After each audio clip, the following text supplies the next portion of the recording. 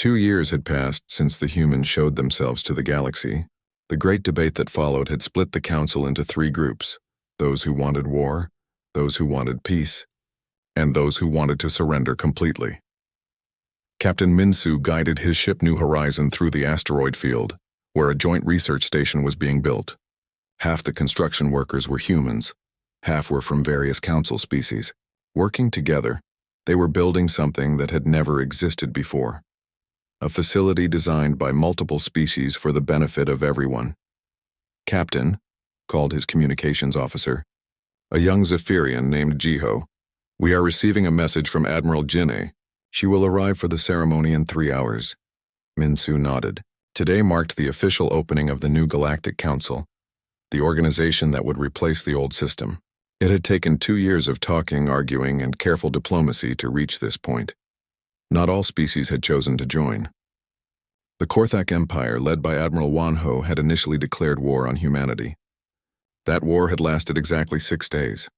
The humans had not destroyed a single Korthak ship, but they had made it impossible for the Korthak fleet to fight. Wanho himself had finally admitted defeat when his flagship found itself moved halfway across the galaxy in less than an hour. Your people fight wars like gods, he had told Admiral Jinne when he surrendered, but gods who choose mercy over destruction. The Veltari, on the other hand, had been among the first to join the new alliance. Ambassador Tae-Jin had become one of humanity's strongest supporters, using his collection of human artifacts to help convince other species that the old stories about primitive humans were false. Captain, Jiho continued, Dr. Hyunwoo also sends his greetings from the new Historical Institute.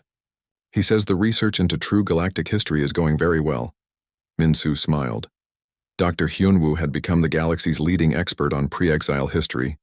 His work had shown that humans were not the first species to be driven out by fear and prejudice. The old council had a long history of destroying what they did not understand. The joint research station came into view, a magnificent structure that looked like a crystal flower blooming in space. Its design combined the best ideas from a dozen different architectural traditions, creating something beautiful and unique. Docking bay control. This is the New Horizon requesting permission to dock. Permission granted, Captain Minsu. Welcome to Research Station Unity. As his ship settled into the docking bay, Minsu thought about how much had changed. 2 years ago, he had been preparing for what might have been the final war in galactic history. Now he was commanding joint missions with species that had once considered humans to be mythical monsters. The ceremony was held in the station's main assembly hall, a vast space with viewing walls that showed the stars in all directions. Representatives from 11 different species had gathered to witness this historic moment.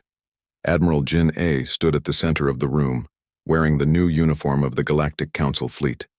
Beside her stood Ambassador Tae-Jin, Dr. Hyunwoo, and Captain Bo-Ra, who had become the first non-human to serve aboard a human ship. Friends, Admiral Jin-A began, today we celebrate not the victory of one species over another, but the victory of truth over lies, of cooperation over fear. The audience included beings from worlds that had never worked together before.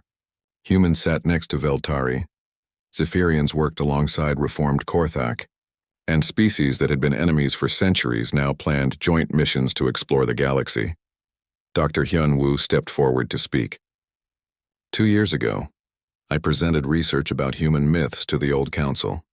They called it fantasy and filed it away. Today, those myths have become the foundation for a new age of galactic civilization. He turned on a machine that showed a map of the galaxy in the air above them. This map shows our galaxy as it truly is, not as the old council wanted us to believe. It shows the worlds where humans once lived, the species they met, and the civilizations they helped to build before the exile. The map revealed a galaxy far more connected than anyone had imagined. Human influence could be found in the art, technology, and cultures of dozens of species. The exile had not just removed humans from the galaxy, it had torn apart a web of relationships and cooperation that had taken thousands of years to build. We are here to rebuild that web, Admiral Jin-A announced, but we will build it stronger and wiser than before. Captain Minsu watched as the formal documents were signed, creating the new Galactic Council.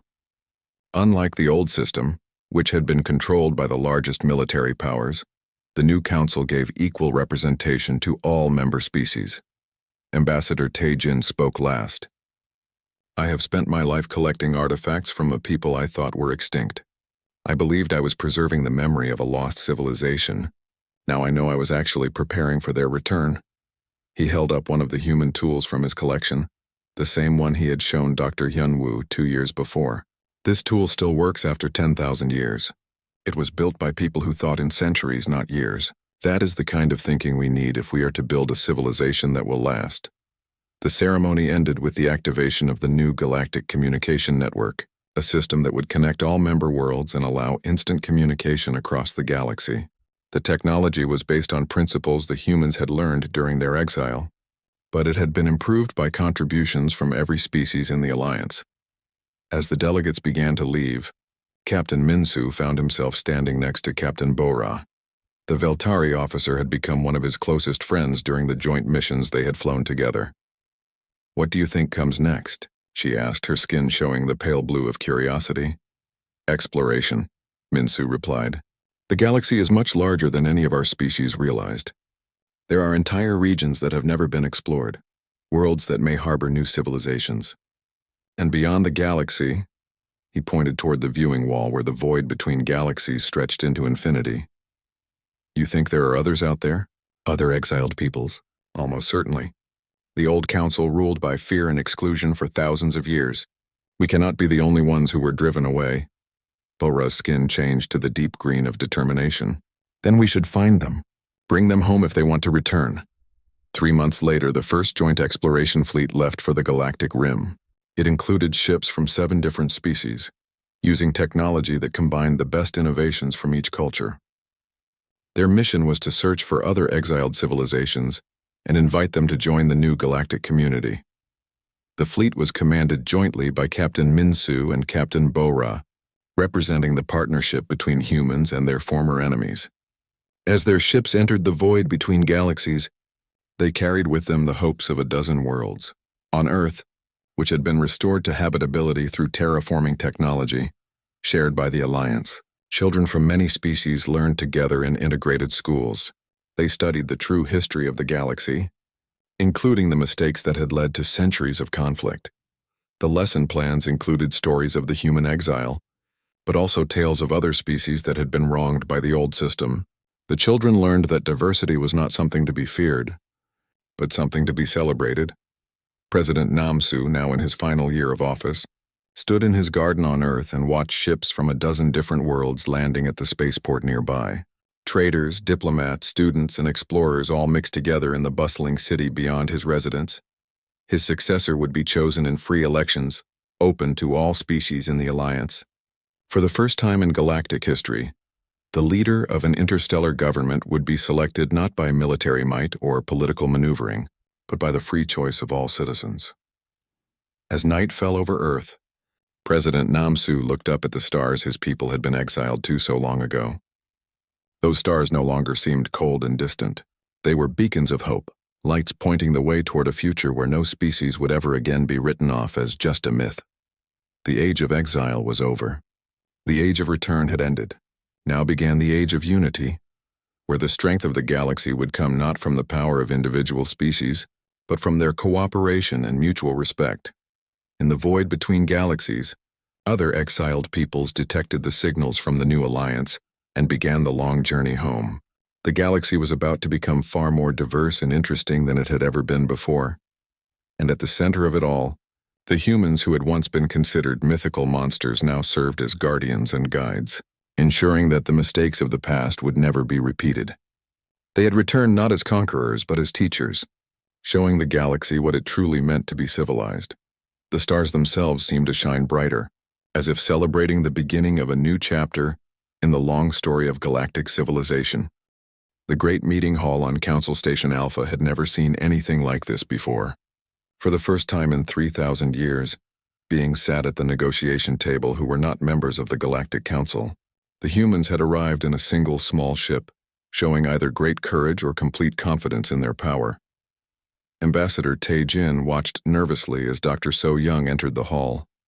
She was smaller than he had expected, but there was something in her eyes that reminded him of the ancient artifacts he collected, a sense of great age and wisdom that seemed impossible in someone who looked so young. "Honored delegates," Dr. So Young began, speaking in perfect council standard language.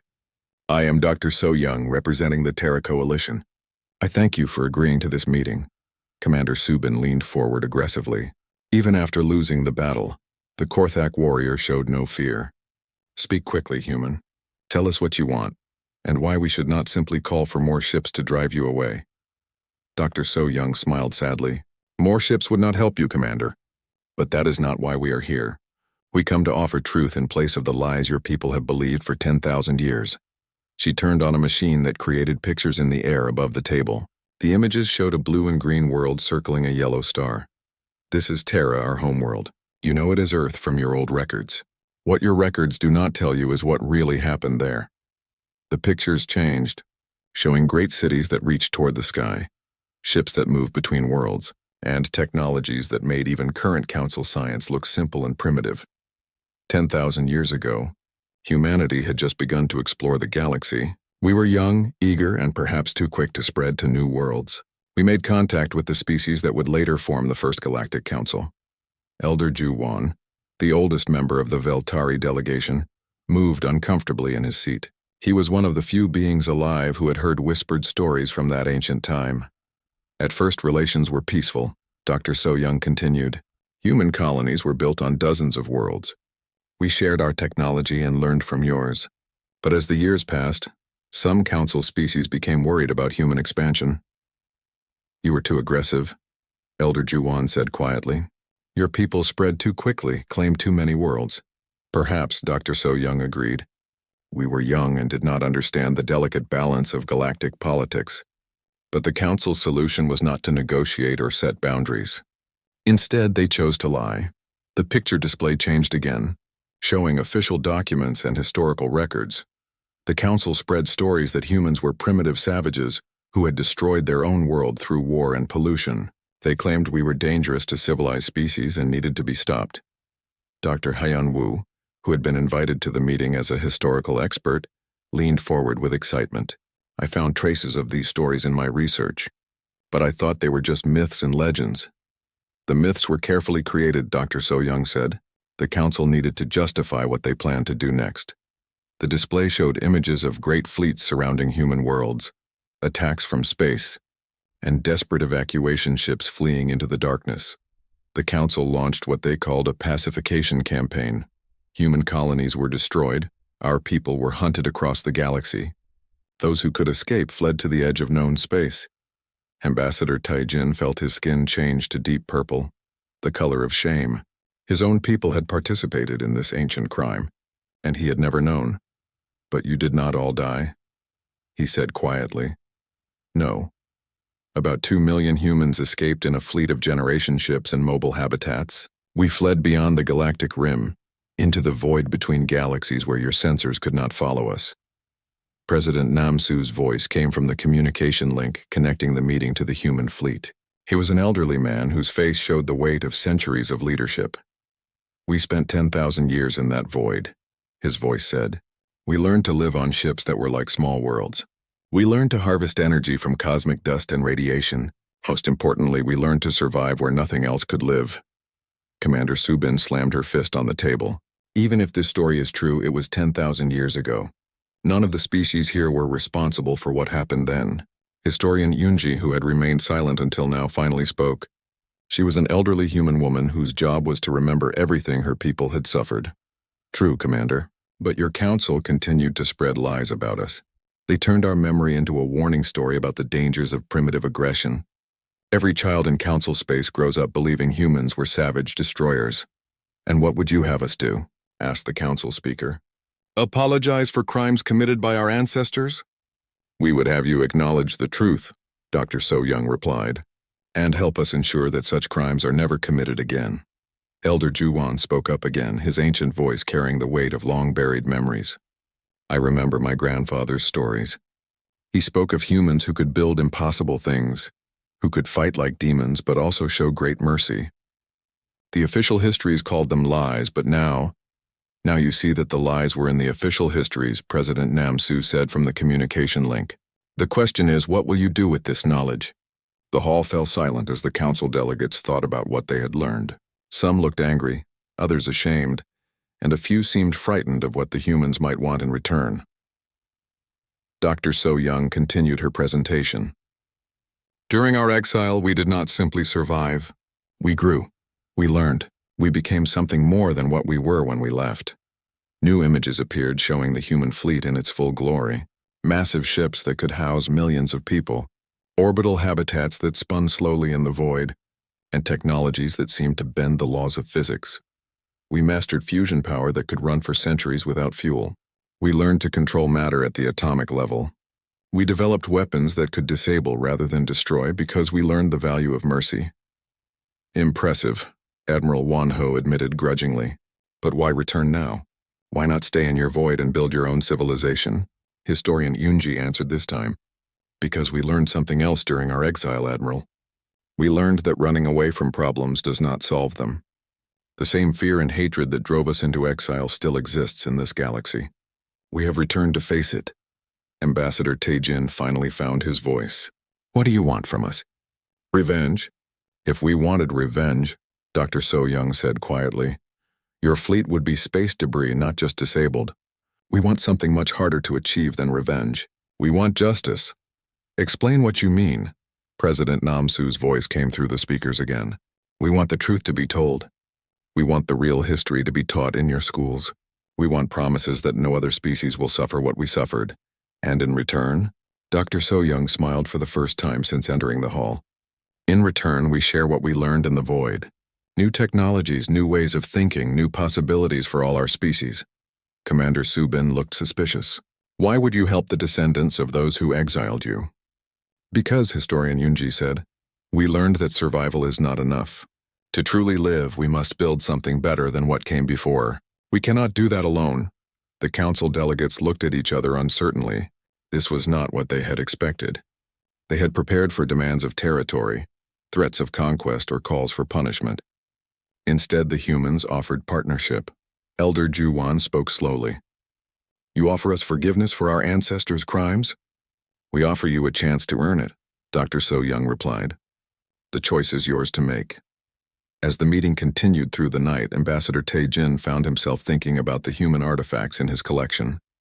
They were not the crude tools of primitives, but the precise work of master craftsmen. Like the humans themselves, they had been misunderstood for thousands of years. Now the galaxy would have to decide. Would they continue to believe comfortable lies? Or would they face the difficult truth and try to build something better? The answer would determine whether the humans' return would bring peace or another age of war. But for the first time in 10,000 years, there was hope that the galaxy might choose wisely. The old age of myths and lies was ending. The new age of truth and cooperation was about to begin. Captain Bora stood on the bridge of her spaceship, the Starlight's Edge, looking at the wreckage floating in space. What used to be Mining Station Gamma 7 was now just twisted metal and broken pieces drifting slowly in the darkness. Any people still alive? She asked her communications officer. No, Captain. Nobody survived, just like all the other attacks. This was the 5th attack in 2 weeks. Each time, the pattern was exactly the same. Unknown attackers would appear without warning, destroy everything that moved, then disappear completely. They never took anything valuable. They never left messages. They just killed and vanished. Bora's blue Veltari skin had turned dark green, which meant she was very worried. She was one of the youngest ship captains in the Council fleet, chosen for this job because she was good at solving difficult mysteries. Engineer Dalsu, what can you tell me about how these weapons work? She called to her chief engineer. Dalsu floated over to her workstation. Her people came from a world with very weak gravity, so they moved by pushing off walls and floating through the air. Captain, these weapon marks make no sense at all.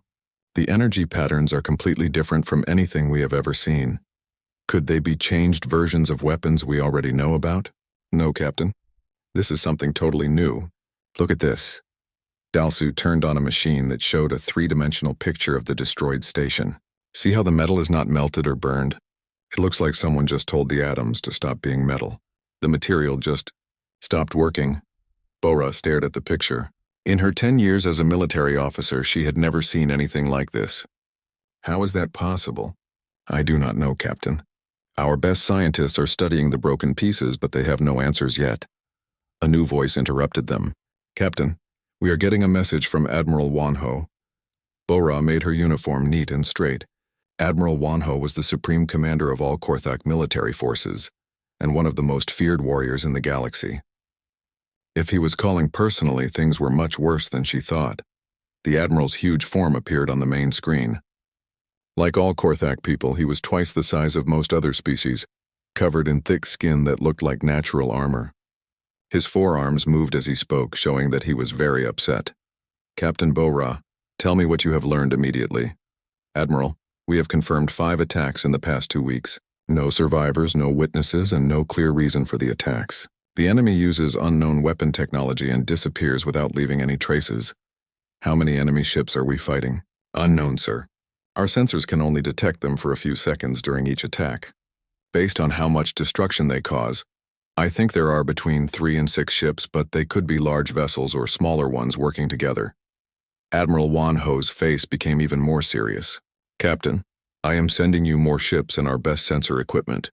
Find these attackers." The council becomes more frightened with each day that passes. After the message ended, Bora turned to her navigation officer. "Xiong-Ho, plot a course to the next likely target. If these attackers are following a pattern, they will hit Research Station Beta 12 within the next 2 days." Lieutenant Sung-Ho was a young officer from the crystal world of Silicate. His people talked to each other through light patterns on their see-through skin, which made them very good at reading sensor information. "Course ready, Captain. But I must tell you something strange. The attacks are not random. They seem to be testing how we defend different things." "Explain what you mean." "Each attack hits a different type of place. First a military base, then a research station, then a trading post, then a communications center, and now a mining operation. It is like someone wants to learn how we protect different kinds of buildings." Bora felt her skin change to pale yellow, the color of sudden understanding. "They are studying us, learning about us." 2 days later, the Starlight's Edge and 5 other council ships waited in space near Research Station Beta 12. Bora had convinced the station commander to move all unnecessary people to safety, leaving only a small crew to keep basic systems running. "All ships report ready." "Captain," said her communications officer. "Good, remember, our job is to watch and gather information. We should not attack unless we absolutely have to." Hours passed with nothing happening. The crew was tense, waiting for an enemy that might not come. Then, without any warning, every alarm on the ship started screaming. "Contact!" shouted the sensor officer. Multiple ships appearing from nowhere at close range. "Wait, Captain, these readings cannot be right." "What do you mean?" "The ships are enormous, Captain.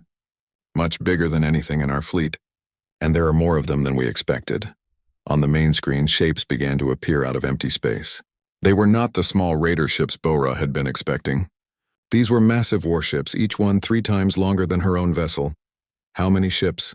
she asked, keeping her voice calm even though she was terrified. 12.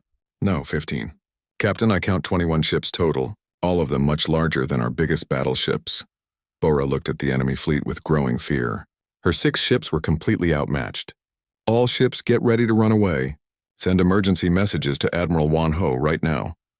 But before her ships could move, the enemy vessels began their attack on the research station. Bora watched in amazement as beams of energy reached out from the huge ships. Instead of the usual bright explosions she expected, the station simply began to fade away, piece by piece. "They are not destroying it," whispered Engineer Dalsu. "They are taking it apart bit by bit. Can you scan their weapon systems?" Bora asked. "I am trying, Captain, but their ships seem to be blocking our sensors. Wait, I am getting some information." Dalsu worked frantically at her controls. "Captain, the energy output from those ships is impossible.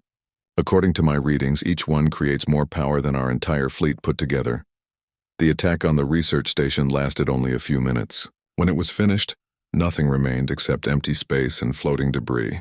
The massive ships began to turn toward Bora's small fleet.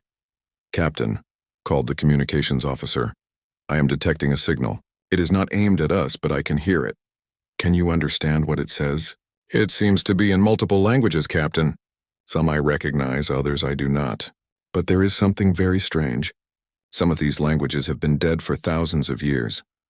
Bora felt ice-cold fear run through her body. "Dead languages?" "Yes, Captain. Languages that nobody has spoken since the early days of the Council. But the computer is working on translation. I should have some words soon. The enemy ships continued to move closer, but slowly, as if they were not in any hurry. Bora realized they could have destroyed her fleet already if they wanted to. They were choosing not to attack. "Translation coming through now, Captain," announced the communications officer. "The message is being sent on all frequencies." It says, "The children of Terra see your presence. We mean no harm to those who only watch. Leave now and carry word to your leaders. The time of judgment approaches." Bora's skin went completely white with shock. Terra, the human homeworld. "Captain," whispered Dalsu, "if those stories Dr. Hyunwoo told were real, then these are not raiders." Bora finished the thought. "These are humans, and they have returned." The massive ships stopped moving and held their position. They were close enough now that Bora could see details on their hulls. Strange symbols and markings covered their dark surfaces. The ships themselves seemed to bend light around them, making them hard to look at directly. "All ships begin moving away," Bora ordered. "Make no threatening moves. Send all sensor information to Admiral Wanho immediately." As her small fleet retreated, Bora kept watching the enemy vessels. They made no move to follow or attack. They simply watched, like great predators deciding whether their prey was worth hunting. "Captain," said Lieutenant Seung-ho quietly, "what do we tell the Council?" Bora thought for a long moment before answering. "We tell them the truth. The myths were real. The humans survived their exile, and now they have returned with technology that makes our greatest warships look like children's toys." The trip back to Council space took 3 days. During that time, reports came in from all over the galaxy. More human ships had been spotted near dozens of different star systems. They did not attack, but their presence sent waves of fear through every world in the Council.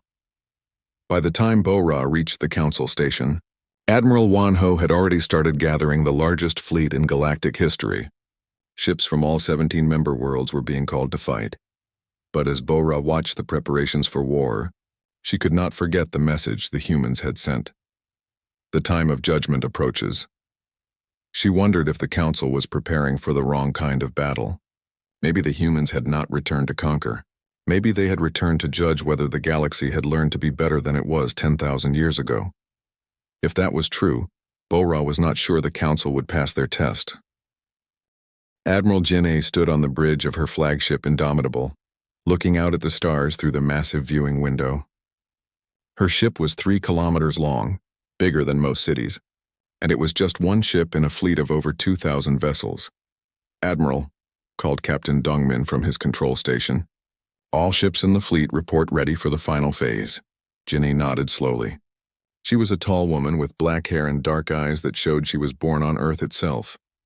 At 45 years old, she had spent half her life preparing for this moment. "Send the signal to all ships.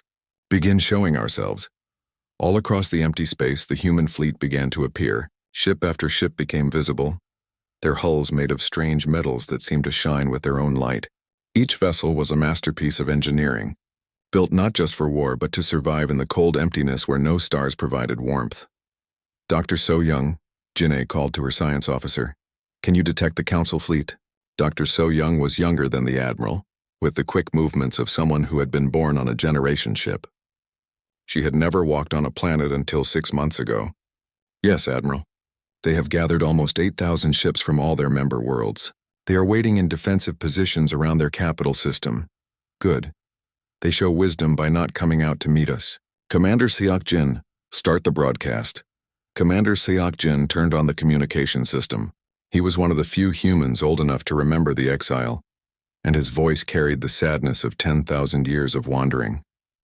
"Broadcasting on all frequencies, Admiral. All languages, including the old ones they think nobody speaks anymore." Jin-A took a deep breath. This was the moment her people had dreamed about for 100 generations. "Council species, we greet you. We are the children of Terra. The humans you believed were destroyed long ago. We have returned from our long journey in the darkness between galaxies. We come not as conquerors but as people who wish to speak with you." The message went out across space, translated into every language the Council used, and several they had forgotten. Jin-A imagined the panic it would cause on their worlds, the fear and confusion as ancient myths suddenly became real. "Any answer?" she asked. "Not yet, Admiral. But their fleet is starting to move. It looks like they are getting ready to fight." Jin-A had expected this reaction. The Council had been taught that humans were savage primitives. They would not easily accept the truth. Admiral Jin-A called her communications officer. "We are receiving a transmission from the Council fleet. It is from Admiral Wan-Ho of the Korthak Empire. Put it on the main screen." The view screen showed a massive alien warrior, covered in natural armor and bristling with weapons. His forearms moved aggressively as he spoke. "Unknown vessels, you will identify yourselves immediately and explain why you are in Council space. Any hostile action will be met with the full force of our combined fleet." Ginny almost smiled. The alien showed courage, facing a fleet he knew nothing about with such determination. "Open a communication channel, Commander." "Channel open, Admiral." "Admiral Wan-Ho, I am Admiral Jin-A of the Terra Coalition Expeditionary Force. We have identified ourselves. We are humans returned from exile. As for why we are here, this was once our galaxy too, before your predecessors forced us to leave." She could see the alien admiral trying to process this information. His translator would be working hard, checking databases and trying to understand what she meant. "You claim to be humans," Wan-Ho replied. "Our records show that humans were a primitive species that destroyed themselves 10,000 years ago." "Your records lie, Admiral. We were not primitives and we did not destroy ourselves. We were exiled by the First Galactic Council because they feared what we might become. They were right to fear us, but wrong to think exile would destroy us." Dr. So Young approached Jin-A quietly. "Admiral, their fleet is spreading out into attack formation. I count over 300 warships moving to intercept us." Jin-A nodded. She had hoped it would not come to this, but her people were ready. "Signal the fleet. Defensive positions only. We will not shoot unless they shoot first." "Admiral Wan-Ho," she continued over the communication channel, "we do not wish to fight you, but we will not run from you either. If you choose to attack, you will learn why the old council feared us." The alien admiral's response was exactly what she expected. "All ships, advance! Show these pretenders what council military power can do." Jenny watched as hundreds of alien warships began moving toward her fleet. They were impressive vessels, armed with weapons that could crack planets and protected by energy shields that could stop asteroids. 10,000 years ago, they would have been dangerous opponents. "Captain Dong-Min, you may begin." Captain Dong-Min smiled grimly. Like most humans who had been born in the void between galaxies, he had little patience for alien threats. "All ships, begin demonstration. Use minimum power settings. We want to disable, not destroy." What happened next would be remembered in galactic history for thousands of years. The human fleet, outnumbered 4-1, engaged the combined military might of 17 worlds, and it was no contest at all. Human weapons reached out across space with impossible accuracy. Where they touched alien ships, systems simply shut down. Engines stopped working. Weapons went offline. Life support remained active, but everything else died. How are they doing this? Admiral Wan-Ho demanded over the communication channel. His own flagship was drifting helplessly, its crew alive but its systems completely dead. "We learned many things during our exile," Jin-A replied calmly. "We learned to build ships that could survive in empty space for centuries. We learned to fight wars between moving worlds, and we learned to show mercy to those who do not deserve death." In less than 30 minutes, the entire Council fleet was disabled. Not a single ship had been destroyed, and very few people had been hurt. But the message was clear. The humans could have killed them all if they had chosen to. "This is impossible," whispered Dr. So Young as she watched the sensor readings. "Their weapons technology is barely more advanced than what we had during the early exile. How did we defeat them so easily?" Ginny heard the question and answered loud enough for the entire bridge crew to hear. "Technology is not everything, Doctor. These species have had peace for too long. They have forgotten how to fight real wars. We never had that luxury." Commander Seok-Jin approached the Admiral. "Orders, ma'am?" "Signal the Council fleet. Tell them we will restore their systems in 1 hour. That should give them time to think. Also send a message to their government. Tell them we request a formal meeting to discuss the future. And if they refuse?" Jin-A looked out at the disabled alien fleet floating in space around them. "Then we wait. We have been patient for 10,000 years. We can be patient a little longer." On the main screen, Admiral Wan-Ho's face showed a mixture of anger and respect. He was a warrior, and he recognized when he had been beaten by better warriors. "What do you want from us?" he asked. "Truth, Admiral. Justice for the crimes committed against our people, and a chance to build something better than what came before. And if we refuse?" Jin-A's expression became cold as the void between stars. Then you will learn why the galaxy was not big enough for both humans and the old council. But I hope it does not come to that. We have seen enough death in our long exile. The communication channel closed, leaving the human fleet alone with their defeated enemies. Around them, the stars shone with the same light that had watched over humanity's exile and guided their return. Captain Dongmin approached the admiral. What happens now? Now we wait, Jin'e replied, and we prepare for the most important conversation in galactic history. The council is about to learn that some myths are true and some legends are warnings. In the silence of space, two fleets faced each other, one crippled but not broken, the other victorious but not cruel. Between them hung the weight of 10,000 years of history and the promise of what might come next. The age of exile was over. The age of judgment had begun. The great meeting hall buzzed with quiet voices. Hundreds of beings from different worlds sat in special chairs made for their unique body shapes. Some had forearms, others had tentacles instead of legs, and a few floated in the air using small machines. This was the Galactic Council, where leaders from 17 different species met to discuss important matters. Ambassador Tai Jin sat near the front, his tall, thin body folded into a chair designed for his people. His gray skin showed pale blue spots, which meant he was curious about something. The Veltari always showed their feelings through their skin color, and right now Tai Jin was very interested in what was about to happen. Next speaker is Dr. Hyunwoo from the Zephyrian Commonwealth, announced the council speaker. The speaker was a large creature that looked like a walking fish with wet skin that glistened under the lights. Dr. Hyunwoo stood up slowly. He was much shorter than most beings in the room, with golden skin and large dark eyes that made him look younger than his 50 years. His hands shook a little as he turned on the machine that would show pictures to everyone. "Thank you for letting me speak today," he said in a quiet voice. "I have spent 5 years studying old stories from across our galaxy. What I found worries me very much." The big screen above the table lit up with pictures. There were drawings on cave walls, words carved into stone, and old computer files from dozens of different worlds. All the pictures showed the same thing: tall beings with pale skin, 2 arms, 2 legs, and strange coverings on their bodies.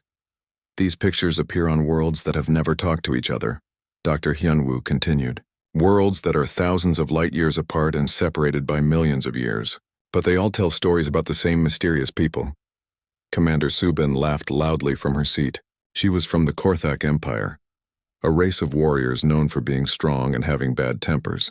Her people were twice as tall as most other species and had thick skin like armor. "Dr. Hyunwoo, why are you wasting our time with children's bedtime stories?" she said with a mean smile. "Please let me finish," Dr. Hyunwoo said politely. "These stories all talk about beings called humans. Our history books say humans were primitive creatures who destroyed their own planet 10,000 years ago. They were supposed to be wild, violent, and barely smart enough to build simple spaceships." He touched a button, and new pictures appeared. These showed burning cities, terrible weapons, and scenes of destruction that made some council members look away. "But the old stories I found tell a very different tale," he said. "They describe humans as amazing builders, brave explorers, and warriors who could defeat armies much larger than their own. Some stories even say they had technology that was better than anything we have today." Taijin leaned forward in his chair. This was exactly what he had been hoping to hear. For 20 years he had secretly collected human artifacts, old tools and weapons that still worked perfectly even after thousands of years. His scientists could not figure out how they were made or what materials they used. "This is silly talk," Commander Subin said loudly. "If humans were so great and powerful, where are they now? Where are their big cities and mighty spaceships?" Dr. Hyunwoo's golden skin became darker, which meant he was worried. "That is what scares me most, Commander. In every story I found, the humans do not just die. They leave. The stories say they were forced to go away, to travel beyond the edge of space that we know." "Forced by who?" asked Taijin. "The stories are not clear about that. Some talk about a great council, others mention powerful enemies, but they all say the same thing. The humans promised they would come back someday." The hall exploded with noise. Delegates shouted at each other in many different languages. Some laughed at the idea, others seemed frightened. Commander Subin slammed her huge fist on her desk, making a sound like thunder. "Enough," she roared. "Even if these humans were real, even if they were not the simple creatures we know about, 10,000 years is a very long time. No people could survive that long in empty space. Dr. Hyunwoo nodded sadly. I agree, Commander. It does seem impossible, but I thought it was important to share what I discovered. The council speaker called for quiet. Dr. Hyunwoo, while your research is interesting, we have real problems to deal with, not ancient fairy tales. Your report will be stored in the history files. As the meeting moved on to other business, Taijin saw that Dr. Hyunwoo looked very upset. The ambassador decided he needed to talk to the young scientist later. There were things in his private collection that might change the doctor's mind about giving up his research.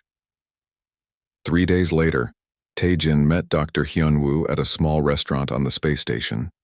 They sat by a large window where they could see stars and spaceships moving back and forth between different worlds. Your speech was very brave, Taijin said as they drank their coffee. Not many scientists would risk their careers on such dangerous research. Dr. Hyunwoo smiled but looked sad.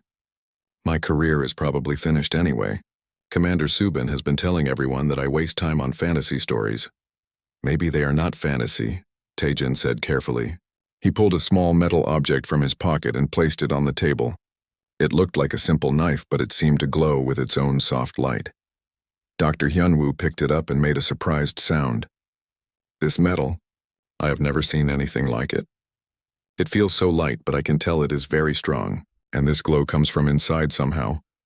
I have collected many items like this one, Taijin admitted. I have been gathering them for 20 years.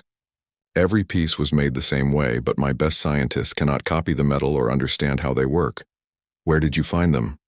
That is the most interesting part. They are always found in places where the local people tell stories about humans, sometimes buried in old ruins, sometimes in caves, sometimes just lying on the ground as if someone dropped them yesterday. Dr. Hyunwoo looked at the tool more closely. The workmanship is perfect. Too perfect for primitive people. And look at these tiny marks. He pointed to small symbols cut into the handle. These match the writing I found in several of my research sources. If I am right, this says Terra Defense Force Engineering Corps. Terra, Taijin repeated. The human word for their homeworld. Taijin, what if the old stories are true? What if humans were not primitive at all? What if they really were forced to leave? Before Taijin could answer, his communication device made an emergency sound. He turned it on quickly. Ambassador, came a worried voice. Please come to the council chambers right away. We are getting strange signals from the edge of our star system. Taijin and Dr. Hyunwoo looked at each other with wide eyes. Without saying anything, they both stood up and hurried toward the council chambers. As they walked quickly through the corridors, Taijin could not shake the feeling that something very important was about to happen. The emergency meeting had already started when they arrived. The main screen showed a map of space with several red dots blinking at the very edge of what their sensors could detect.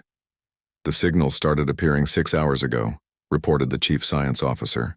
They do not match any technology we know. The energy patterns are completely different from anything in our databases.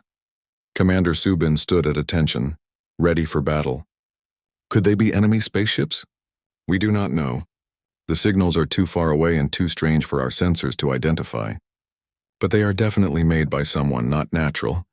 Taijin felt his skin change to deep purple, the color of fear. Beside him, Dr. Hyunwoo was staring at the screen with his mouth open. How many signals are there? Dr. Hyunwoo asked quietly. We have counted at least 50 so far, the science officer answered. But there might be more. They seem to be waiting for something. In the silence that followed, Taijin remembered Dr. Hyunwoo's words from the restaurant. What if they really were forced to leave? And now, maybe, something was coming back from the deep darkness beyond their borders. The time of myths and legends was about to become the time of truth.